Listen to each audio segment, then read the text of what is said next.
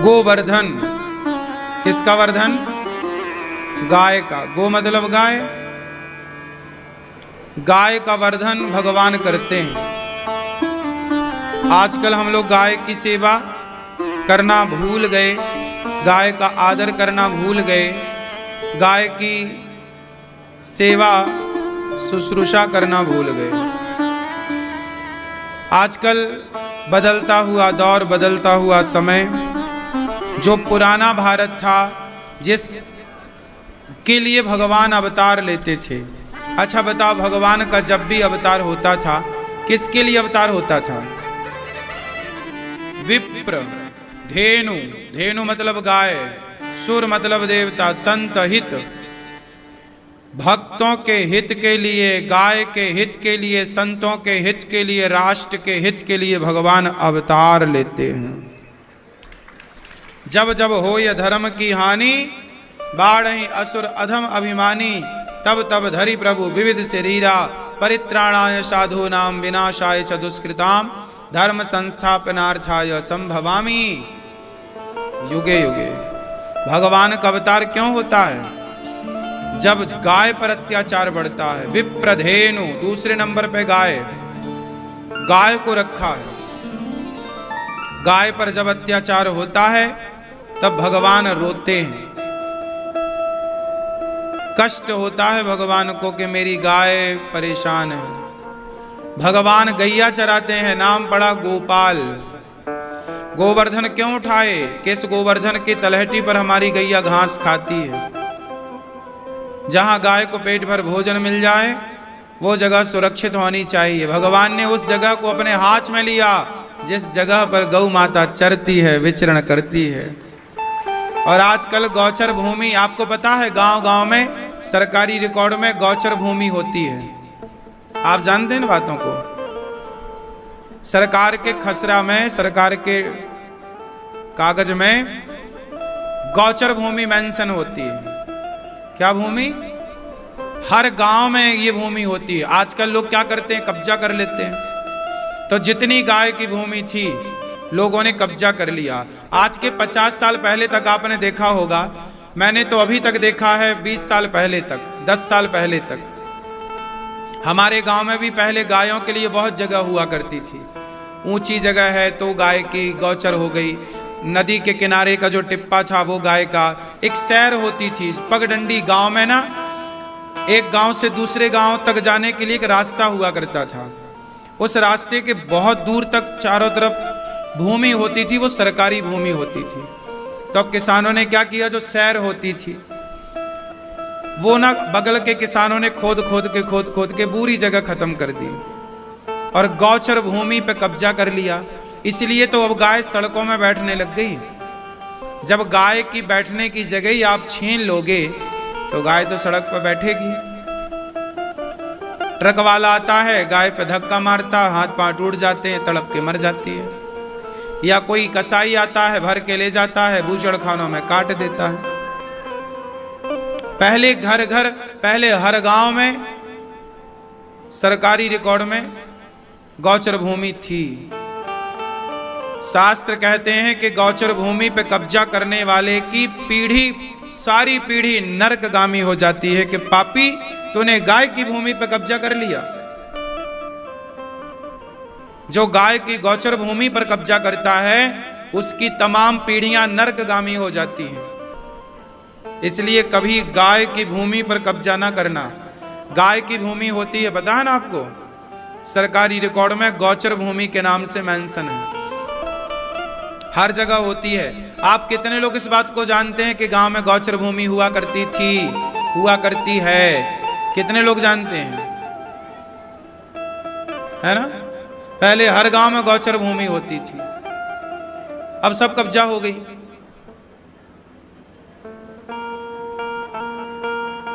सरकार को चाहिए कि उस भूमि को फिर कब्जा मुक्त करा के और वो गाय को दे देना चाहिए। वहां गाय बैठे, वहां गाय खाए, उसी पे गाय रहे। फुटपाथ पे क्यों घूमे? अब गाय को चरने की जगह ही तो नहीं बची, कहां चरे, कहां जाए? इसलिए भगवान गौचर भूमि गोवर्धन पर्वत क्या था, वहां उस पर्वत पे गैया चरती थी। तो भगवान कहते हैं जिस पर गाय चरती उस भूमि को मैं अपने हाथ पर उठा रहा हूं कि देखो आप लोग भी उस भूमि को बचाए रखना। ये बचाने का मैसेज था कि उस भूमि को बचाए रखना। भाई भूमि बचेगी तो गाय बचेगी। भूमि ही नहीं है गाय के लिए तो फिर गाय कौन रखेगा। गाय खरीदने के पहले तो ये व्यवस्था होती है ना कि चारा कहां से आएगा, भूसा कहां से आएगा। इसलिए भगवान तो गाय की सेवा करके नाम पड़ा गोपाल। क्या नाम पड़ा? गोपाल। मैं सबसे प्रार्थना करता हूं कि आप में से कोई यदि मेरी बात सुन रहा है और आपने भी गाय की भूमि पर कब्जा किया है तो गौचर भूमि पर कब्जा ना करिएगा, छोड़ दीजिएगा। क्योंकि उस भूमि पर यदि आपने कब्जा किया तो गौ माता के उस जो गाय मरती है सड़क पे तो उसका श्राप तो निकलता ही होगा ना। बद्दुआएं गाय भी बोलती होगी, बताओ हम बैठे हैं सड़क में, हमारी जगह पहले तो तुमने कब्जा कर ली और गाड़ी और चढ़ा देते हो गाय पे, तो गाय नाराज हो जाएगी, फिर बहुत नुकसान होगा। गाय जब कृपा हटा लेती है तो वंश बढ़ना भूल जाता है, अर्थात वंश नहीं बढ़ता, फिर नाना प्रकार की समस्याएं उत्पन्न होती हैं। इसलिए पहली रोटी गाय को निकालने का विधान है। किसी की कृपा हो ना हो, हम पर गौ माता की कृपा होनी चाहिए। भगवान राम के वंश में एक राजा हुए हैं दिलीप। क्या नाम था? राजा दिलीप के कोई संतान नहीं हो रही थी, बड़े परेशान भये। तब वशिष्ठ जी से कहा कि संतान नहीं हो रही, क्या करें? बोले आप पर गौ माता की कृपा नहीं है, आपने गाय का अपमान किया है, गाय का अनादर किया है दिलीप, इसलिए तुम्हारे वंश नहीं बढ़ रहा है, तुम्हारी संतान नहीं हो रही है। क्या करें महाराज? भगवान गुरुजी ने कहा ये नंदिनी है, नंदिनी नाम की गाय, बोले इसकी सेवा करो। जब नंदिनी नाम की गाय को वो राजा दिलीप, भगवान राम के पूर्वज, जब दिलीप राजा ने सेवा करी और सेवा करके गाय को प्रसन्न किया तो गौ माता ने आशीर्वाद दिया कि राजन अब तुम्हारे संतान होगी। और राजा दिलीप के यहाँ गौ माता की कृपा से राजा रघु नाम के बेटा प्रकट हुए, उनके यहाँ बेटा हुआ रघु, जिनके नाम से रघुवंश पड़ा। राजा दिलीप के बेटा कौन हुए? रघु। रघु के नाम से रघुवंश पड़ा। रघुकुल रीति सदा चली आई, प्राण जाए पर। ये वही रघु हैं जो गाय की कृपा से भये हैं। तो भगवान राम का भी वंश गाय की कृपा से बढ़ता है, तो आपका भी वंश गौ माता की कृपा से बढ़ेगा। इसलिए जिसके संतान नहीं है वो गाय की खूब सेवा करें, प्रेम पूर्वक गौ माता की सेवा करें। भारत देखो, कुछ बातें मैं बताता हूं तो लोग मजाक उड़ाते हैं। भागवत जी में लिखा है कि भरत जी 14 साल तक क्या खाए। अब लोग गाय के बारे में जानते नहीं तो मजाक उड़ाते हैं, गाय की महिमा समझते नहीं तो मजाक उड़ाते हैं। 14 साल तक भरत जी क्या खाए? भागवत जी में लिखा है, नवम स्कंध में भागवत जी में लिखा है कि भरत जी 14 साल तक गौ माता के गौमूत्र में जौ को पकाकर जौ का दलिया खाया। गौमूत्र में पकाते थे दलिया और वो भोग लगा करके खाते थे। भरत जी के बारे में लिखा है सर। अब ये बात हम बोलें तो आज के बुद्धिजीवी जो कुत्ता से मुंह चटवाते हैं वो हमारा मजाक उड़ाने लग जाते हैं।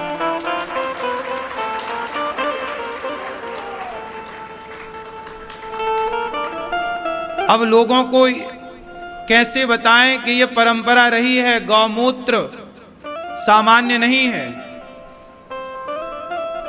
आज तुम साइंस की 4 बुक पढ़ने लग गए तो शास्त्रों को नकारने लग गए, यही तो तुम्हारा दुर्भाग्य है। दुनिया ने शास्त्रों को समझा और सीखा तो आज दुनिया टेक्नोलॉजी में तुमसे आगे निकल गई, क्योंकि उन्होंने वेदों का पुराणों का सम्मान किया है। भारतीय बातों का सम्मान किया, तुम भारत के होकर भारत की बातों को स्वीकार नहीं करते, ये तुम्हारा दुर्भाग्य है। तो आज इन बातों को सुनने वाले भी कम हैं और समझने वाले भी कम हैं। अब दुनिया में देखिए कि बिल्ली की पोटी की कॉफी पी रहे हैं लोग। आपको पता है बिल्ली को एक कॉफी का फल खवाया जाता है और फिर जब उसका पोटी से निकलती है तो उसको पीस करके लोग उसकी कॉफी पीते हैं बड़े चाव से। बिल्ली का गू खाने में शर्म नहीं आएगी इन्हें, पर गौमूत्र पीने में, पंचगव्य पीने में इन्हें नाक से कोड़ते हैं और शर्म आती है। आपका वंश यदि नहीं बढ़ रहा है, सारे डॉक्टरों को दिखा लिया है आपने, सब डॉक्टरों ने कह दिया है कि अब नहीं हो सकता कुछ, और मैं कहता हूं कि आप गौ माता की सेवा करेंगे तो निश्चित ही जो डॉक्टर मना कर देते हैं जिस कार्य के लिए, यदि गाय की और भगवान की कृपा होए तो सब कुछ हो सकता है। सेवा कर लेने में क्या बुराई है? राजा दिलीप का वंश बढ़ा तो आपका भी बढ़ जाएगा।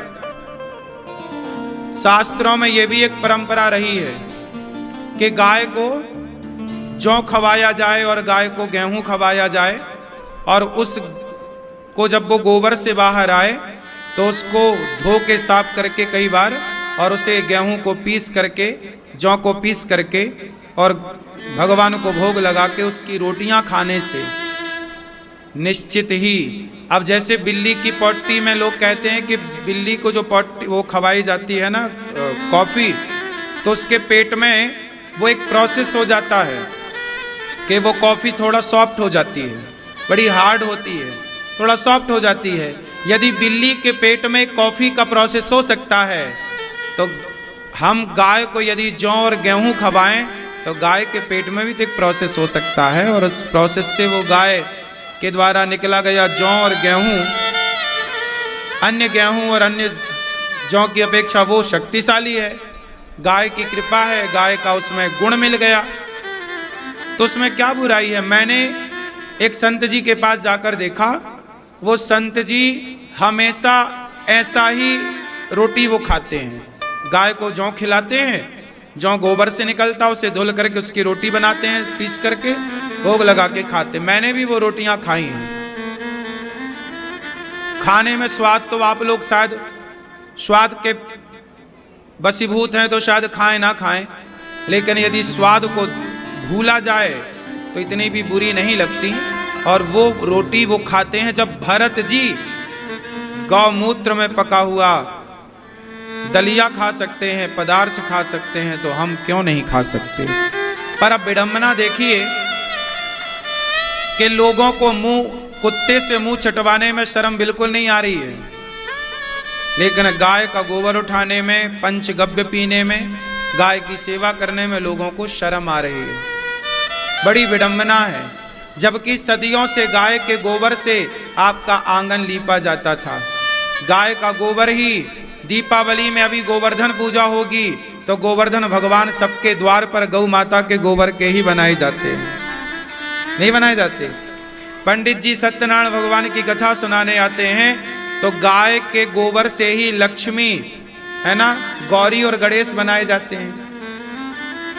गाय के गोबर से ही चौक लीप करके वहां चौक पूरा जाता है। तो गाय के गोबर के बिना तो यहाँ भारत में संस्कृति, भारतीय हिंदू संस्कृति में तो गोबर के बिना कोई भी शुभ कार्य नहीं होता। जहां यज्ञशाला बनेगी, जहां यज्ञ विधान होगा, उससे पहले गाय के गोबर से ही यज्ञ कुंड को लीपा जाता है, तब वो यज्ञ होगा वहां पर, हाँ या ना। और गाय के दूध से बनी हुई खीर की ही अंतिम आहुति होती है यज्ञ में। भैंस के दूध और ये बकरी के दूध की खीर से नहीं, गाय, तब जाके वो यज्ञ पूरा होगा। और जो भी आहुतियां डाली जाएंगी यज्ञशाला में, स्वाहा स्वाहा, वो सारी आहुतियां गौ माता के सुंदर देसी गाय के, वेद लक्षणा गाय के घी, शुद्ध देसी घी के द्वारा ही जब आहुतियां डाली जाएंगी तब वो आहुतियां मान्य होंगी। आप बाजार के घी का हवन करते हो, बाजार में घी कहाँ मिल रहा है? सुअर की चर्बी बिक रही है, आजकल जो आप घी प्रयोग करते हैं, आप बाजार में घी कितने रुपए किलो मिलता है? 400 रुपए किलो। पूजा वाला घी तो 300 रुपया किलो मिल जाता है। पूजा वाला घी बाजार में कितने रुपया किलो है? बोलो 300 400। अब बताओ, तुम बताओ कि क्या 400 रुपया किलो आप घी हो सकता है? कितने लीटर दूध में तो जाकर 1 किलो घी बनेगा? पहले तो ये गणित निकालो। और 1 लीटर दूध आज 50 रुपए का है लगभग। क्या रेट है भाई? 1 लीटर दूध क्या भाव चल रहा है? 60 रुपए भी चल रहा है और 50 रुपए भी। मैं तो 50 भी जोड़ूं तो 50 रुपए के हिसाब से कम 15 से 20 लीटर दूध हो तब जाके 1 किलो घी निकलता है। उस हिसाब से देख लो तो भी ओरिजिनल घी 400 रुपए में आ ही नहीं सकता। उसकी कॉस्ट निकलेगी नहीं, उसकी लागत नहीं निकलेगी। तो बाजार में जो 400 रुपया किलो घी बिक रहा है पूजा के नाम पर, वो क्या है? वो जानवरों की चर्बी है। सुअर को उसके टुकड़े करके डाल दिए जाते हैं तो उसका पूरा तेल निकल आता है। वो तेल बिक रहा सीधा। अभी वो लड्डुओं में मिलावट हुई, आपने सुना होगा तिरुपति बालाजी में क्या मिला था? वही नकली घी मिला था। वो नकली घी सुअर से बनता है। नकली घी कहां से बनता है? असली घी तो गाय के दूध, दही और मक्खन से बनता है। नकली घी कहां से बनता है? सुअर की चर्बी। एक सुअर यदि 50 किलो का हुआ, 100 किलो, एक सुअर कितने किलो का होता होगा भाई? 50-100 किलो का होता होगा। तो उस एक सुअर से आप समझो कि यदि 50 किलो का हुआ तो 25 किलो उसकी निकाल दो मटेरियल, हड्डी वड्डी, फिर भी 25 किलो घी तैयार हो गया। तो एक सुअर में 25 किलो घी तैयार हो रहा। 25 किलो घी अब देख लो कितने का है। और भी तैयार होता होगा, मैं तो एक लमसम अंदाजा बता रहा हूं। और बाजार में आप लोग धड़ल्ले से ले आते हो। आप बाजार में देखते हो पूजा की सुपारी अलग मिलती है, पूजा का घी अलग मिलता है, पूजा की शहद अलग मिलती है। क्या है ये? और तुम उसी से पूजा करते हो। भगवान की आराधना सुअर की चर्बी से करते हो। हे भगवान, तुम तो खुद सुअर खा रहे हो, भगवान को भी खवा रहे हो, तो तुम्हारा तो नाश ही होगा इस तरह। इसलिए आज किसी की पूजा अनुष्ठान सिद्ध नहीं होता। अब सोचो कि बड़े बड़े यज्ञ हो रहे हैं और उस यज्ञ में बाजार का घी प्रयोग हो रहा है, तो वो यज्ञ में सुअर ही तो चढ़ाया जा रहा है। इसलिए बाजार के घी का बिल्कुल प्रयोग बंद कर दो। घर पे ही बनाओ। गैया घर में रखो और गाय का शुद्ध दूध घी प्रयोग करो और बच्चों को स्वस्थ रखो। पहले के लोग बड़े समझदार थे कि गैया पालते थे कि दूध घी मस्त मिलेगा। आजकल के लोग अपने आप को कहते हैं समझदार, पर पालते हैं कुत्ता। कुत्ता थोड़ी दूध दे देगा कि कुतिया दे देगी दूध।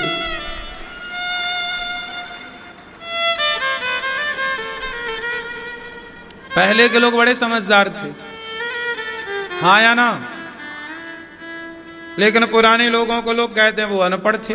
अनपढ़ थे इसलिए शुद्ध घी खाते पीते थे। तुम होशियार हो इसलिए तुम चर्बी खा रहे हो, हाँ या ना? बाजार का घी कभी भी सत्यनारायण भगवान की कथा में बाजार का घी मत खरीदना, या तो हवन मत करो। और करना है तो घर में घी बनाओ, भले मलाई का बना लो, भले तुम 4 किलो दूध जमा लो, दही बनाओ खुद घर में, मथानी से मंथन करके थोड़ा सा निकालो, 10 चम्मच आए, पर वो घर का घी हो। बाजार के घी से हवन मत करना। बाजार में जितना घी है अधिकांश मिलावटी है, हाँ या ना? आप में से है कोई यहाँ पे जो गाय के दूध से घी निकालते हो, अर्थात गौ माता की सेवा वेवा करने वाला है कोई यहाँ? बताओ कितने लीटर दूध में घी निकलता है?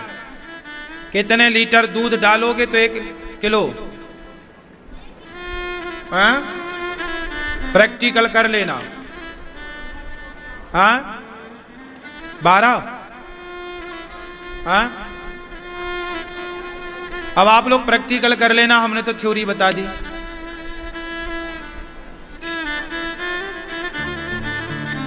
5 किलो घी में तो 1 लीटर 5 किलो दूध में 1 लीटर घी तो नहीं निकल सकता। हाँ, तो घर पे करना। बोले गौ माता की जय। मैया कहाँ चली? गौ माता की सेवा करने जाओ, सेवा करना गाय की, ठीक है, गाय की सेवा करना। गाय आज बड़ी परेशान है। गाय को राज्य माता का दर्जा महाराष्ट्र में मिला है। हम चाहते हैं पूरे भारत के कोने कोने में हर मुख्यमंत्री भारत को राज्य माता का दर्जा दें। आज लक्ष्मी माता का हैप्पी बर्थडे टू यू है। आज के दिन ही माता लक्ष्मी जी समुद्र मंथन से प्रकट भई।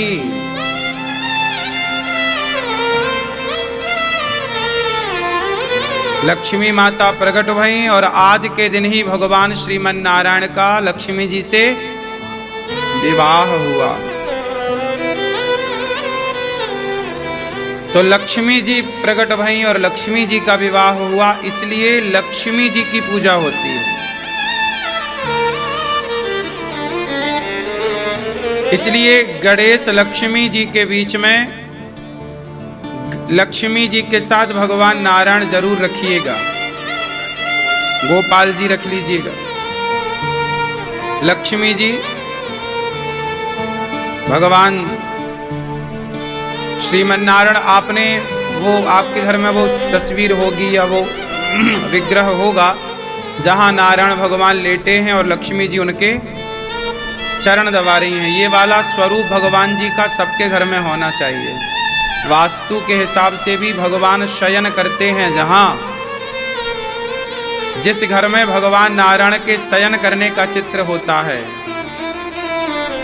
जहां भगवान लेटे हैं, तो जहां नारायण लेटेंगे वहां तो लक्ष्मी जी बैठ के क्या करेंगी? वहां से तो जाने की कोई संभावना है ही नहीं। तो आपके घर में लक्ष्मी गणेश जी का तो पूजन आज करेंगे ही करेंगे, परंतु लक्ष्मी नारायण का पूजन विशेष होता है आज के दिन। आज लक्ष्मी नारायण का दिन है। अब आप कहोगे फिर गणेश जी कहां से आ गए? तो गणेश जी यहां आए कि हम सनातनियों में कोई भी पूजा हो, लक्ष्मी नारायण की पूजा भी हो, तो पहले गणेश जी की पूजा होती, इसलिए गणेश जी सही है। हमारे यहां कोई भी कार्य होता है तो पहले किसकी पूजा? विघ्नहर्ता, विघ्न विनाशक, प्रथम पूज्य। तो गणेश जी प्रथम पूज्य हैं, इसलिए गणेश जी की पूजा होती है। और गणेश जी की पूजा करके फिर लक्ष्मी नारायण की पूजा होती है। लक्ष्मी जी की अकेले पूजा मत कर लीजिएगा, गणेश जी की पूजा करिएगा। हे गणेश जी, जैसे आप अपने माँ बाप की सेवा करते हैं, जैसे अपने माँ बाप की परिक्रमा गणेश जी लगाए ना, तो संपूर्ण पृथ्वी की परिक्रमा लगाने का फल मिला। हे गणेश जी, आपकी जैसी बुद्धि हमारे पास हो। गणेश जी बुद्धिमान है। बुद्धि कैसी हो? गणेश जी जैसी। तो जिसके पास गणेश जी जैसी बुद्धि होगी, निश्चित ही लक्ष्मी जी वहीं रहेंगी। अच्छा ये बताओ, लक्ष्मी जी मूर्खों के पास रहती हैं कि समझदार विद्वानों के पास? बुद्धिजीवी बुद्धिमानों के पास लक्ष्मी जी हैं या मूर्खों के पास? बोलो बोलो भाई। बुद्धिमान होगा तो लक्ष्मी जी होंगी।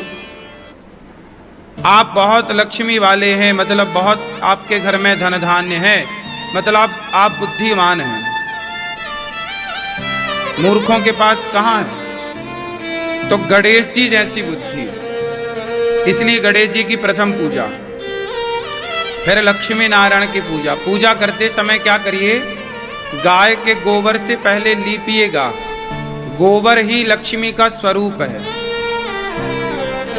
सनातन धर्म में गाय के गोबर में किसका वास है? लक्ष्मी जी का। इसलिए आपने देखा होगा सत्यनारायण भगवान की कथा जब कराते हैं तो पंडित जी गौर गणेश लक्ष्मी जी, गौर गणेश किसके बना देते हैं? गोबर के, गोबर के ही बना दिए जाते हैं। तो गोबर की पूजा होती है हमारे यहाँ गौर गणेश के रूप में। उसी से लीप करके फिर चौक पूरा जाए। आज आपके घर में पोंछा लगाइएगा, जहां पूजा करिएगा तो वहां नमक डाल करके पानी में सेंधा नमक डालते हैं, फिर उससे घर को पोंछा लगाते हैं, जिससे सारी नकारात्मकता दूर हो जाती है और उस बचे हुए पानी को घर के बाहर कहीं दूर फेंक दिया जाता है। दीपावली के दिन आप अपनी माँ और अपनी पत्नी, ये दोनों लक्ष्मी हैं, इसलिए आज के दिन अपनी पत्नी को और अपनी माँ को बहुत प्रसन्न रखिएगा। जो अपनी पत्नी और अपनी माँ को सदा प्रसन्न रखते हैं, अर्थात नारी को अर्थात स्त्री को प्रसन्न रखते हैं, स्त्री जात को प्रसन्न रखते हैं, उनके घर में लक्ष्मी जी सदा सदा के लिए रहती हैं। लक्ष्मी जी एक नारी है और आपकी पत्नी और आपकी माँ भी एक नारी है। और लक्ष्मी जी कहती हैं कि जो अपनी नारी का सम्मान नहीं करता वो मेरा सम्मान क्या करेगा। जो अपनी माँ का सम्मान नहीं करता वो लक्ष्मी माँ का सम्मान क्या करेगा। इसलिए आप अपनी माँ का सम्मान करिएगा, अपनी पत्नी का आदर करिएगा, तो आपके घर में सदा लक्ष्मी प्रसन्न चित्त से आपके घर में रहेंगी। ये हर पुरुष को आज सुनवा दीजिएगा। अपनी पत्नी को, अपनी माँ को, अपनी बेटी को, अपनी बहन को प्रसन्न रखिएगा, क्योंकि ये लक्ष्मी स्वरूपा मानी गई है। अब अपनी घरवाली से आप लड़ो, अब अपनी माँ को आप घर से निकाल दो और फिर लक्ष्मी माँ की पूजा करो, जय लक्ष्मी माता, जय लक्ष्मी माता, तो कुछ ना होगा। लक्ष्मी जी तो रूठ के चली ही गई। तो आज दीपावली में आप माँ भगवती लक्ष्मी जी का बहुत प्यार से हैप्पी बर्थडे टू यू मनाइएगा। आज दीपावली के रात्रि में आप जो भी आप मंत्र जगाना चाहते हैं तो आप पति पत्नी दोनों बैठिएगा, जोड़े से स्नान करके पवित्र भाव से 6 बजे से लेकर के 8 बजे तक का जो मुहूर्त है पूजन का, दोनों जन बैठ करके प्रेम पूर्वक पूर्व दिशा की ओर मुंह करिएगा। गाय के गोबर से लीप करके जो आपके घर में लक्ष्मी गणेश जी हैं, नारायण हैं, उनको स्थापित करिएगा चौकी पर कपड़ा बिछा करके, और उनको स्थापित करके भगवान जी को और उनकी पूजा जल इत्यादि से, पंचगव्य से, और पंचगव्य आप पी के फिर शुरू करें, दूध दही घी शक्कर शहद से पंचोपचार पूजा करके और प्रेम पूर्वक आपके घर में आज नई डायरी हो, नया पेन हो, खाता बही, उसको रखिएगा।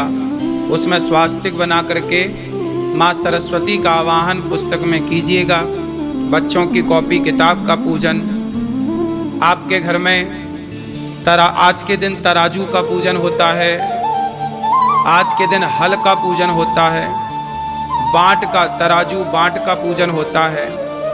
जो भी आपके पैसे हैं, सोना चांदी है, जो आपने धनतेरस में खरीदा होगा या जो आपके पास है, उसको रख कर के पूजन होता है।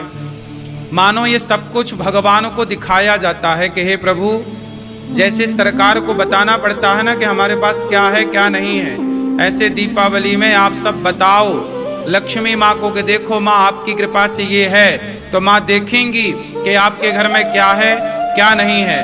जो है उसे बनाए रखेंगी, जो नहीं है लगेगा माँ भगवती को कि चाहिए तो माँ लक्ष्मी उसे पूरा कर देंगी। तो आज के दिन सारा जो आपके पास है वो माँ भगवती को प्रेजेंट किया जाता है, दिखाया जाता है। हे माँ, ये है आपका दिया हुआ, तेरा तुझको अर्पण, क्या लागे सब भगवान को। तो आज के दिन बड़े प्रेम से आप दीप प्रज्वलित कीजिएगा, देसी घी के दीपक जलाइएगा, कुछ दीपक देसी घी के जलाइएगा, और फिर जो तेल का है जो आप जलाना चाहें, मीठे तेल का, तो तेल के दीपक जला करके कुछ दीपक आप अपने कुल देवताओं को रखें। किसको रखें? बोलो, आपके कुल देवता है या नहीं? तो कुछ दीपक जला करके कुल देवताओं को जरूर रखना चाहिए। आज के दिन कुल देवताओं को प्रणाम करना चाहिए। आप अपने मंदिर में दीपक रखें, लक्ष्मी जी के पास दीपक रखें भगवान श्रीमन नारायण के नाम का। और आप सभी लोग इस तरह से दीपक जला के घर के चारों कोने में दीपक जला करके घर को रोशनी से भरें। और जब दीपक चारों ओर जलाओ तो मां लक्ष्मी और भगवान श्रीमन नारायण से कहना चाहिए कि हे प्रभु, जैसे हमारा घर आज रोशन है, ऐसे हमारे घर में आपकी कृपा से इस घर में, ये घर आपका है और इस घर में सदा ये खुशियों की रोशनी, प्रसन्नता की रोशनी, भक्ति और ज्ञान की रोशनी सदा बनी रहे, ऐसी प्रार्थना करनी चाहिए। तो आप लोगों को इस तरह, फिर जो आप पूजा करते हैं करते ही होंगे, तो आप लोग इस तरह से पूजन करें।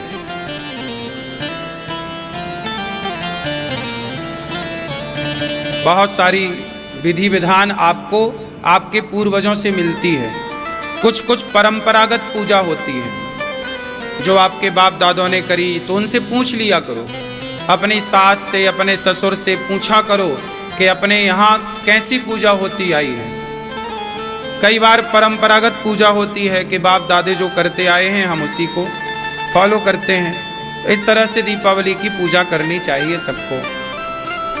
आज के दिन अपने घर पे तो दीपक जलाना ही चाहिए, और दीपक जला के जब पूजा पाठ संपन्न हो जाए तो एक दूसरे को मिठाई खिलाने की भी परंपरा है, एक दूसरे को गले लगाने की भी परंपरा है। कि आज तक हमारी और आपकी जो बात था, विवाद था, हम छोड़ें कल की बातें, कल की बात पुरानी, और अब प्रेम पूर्वक अपनी जिंदगी इस दीपक के तरह, जैसे ये दीपक सब तरफ रोशनी कर रहा है, ऐसे हमारी और आपकी दोस्ती, हम और आप मिल करके, हम और आप दोनों लोग देश को रोशन करें, समाज को रोशन करें, ज्ञान से रोशन करें, प्रेम से रोशन करें। एक दूसरे का मुंह मीठा करने की परंपरा है। लाई आज के दिन चढ़ती है। आप में से कितने लोग लाई चढ़ाने की परंपरा जानते हैं? चढ़ती है लाई? क्यों? क्या होती है लाई? काय की बनती है? बताओ, लाई काय की बनती है? काय की? हाँ?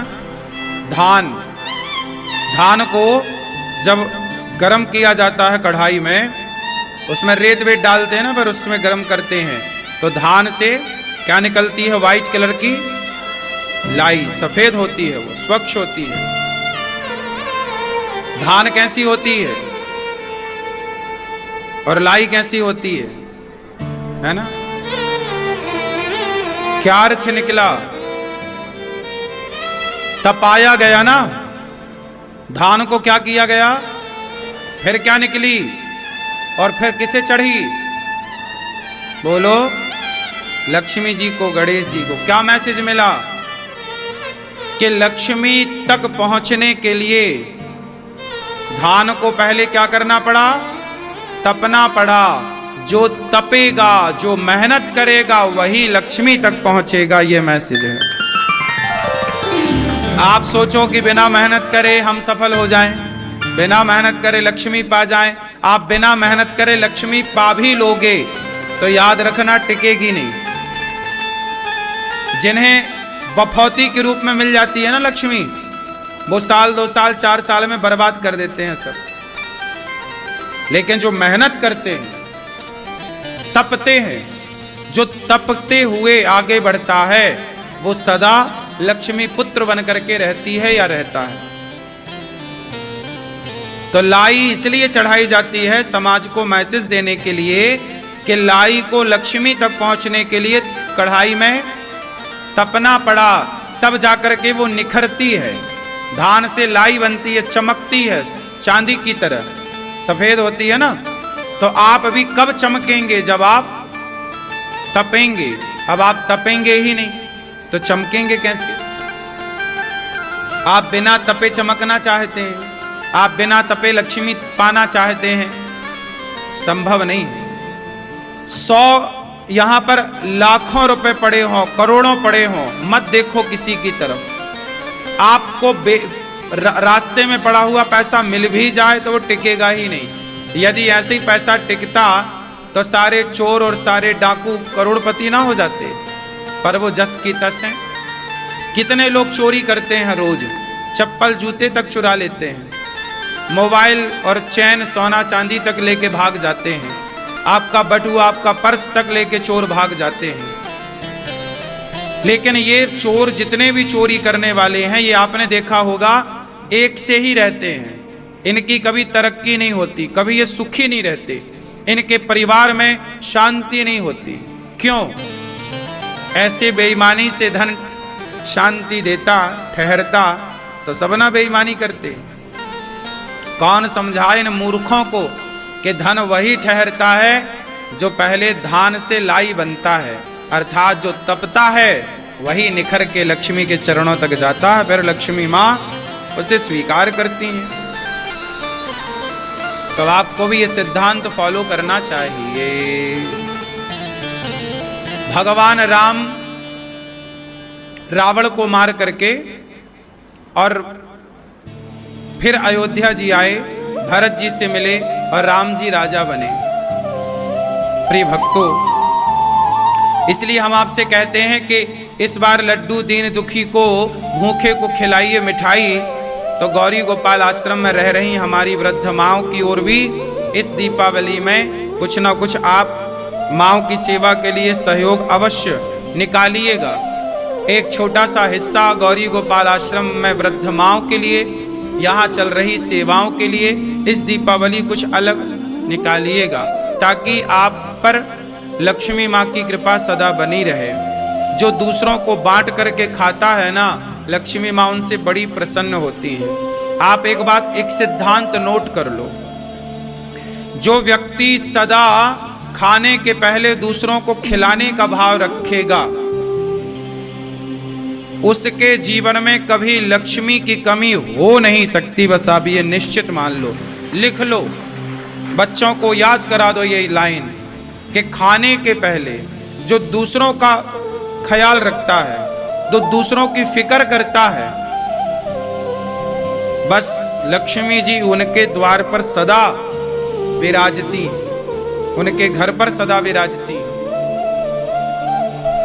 किसके घर में सदा लक्ष्मी जी रहती हैं? जो खाने के पहले दूसरों की फिक्र करता है, दूसरों की चिंता करता है कि क्या वो गरीब है, क्या वो खाया होगा, क्या वो भूखा है, क्या वो खाया होगा।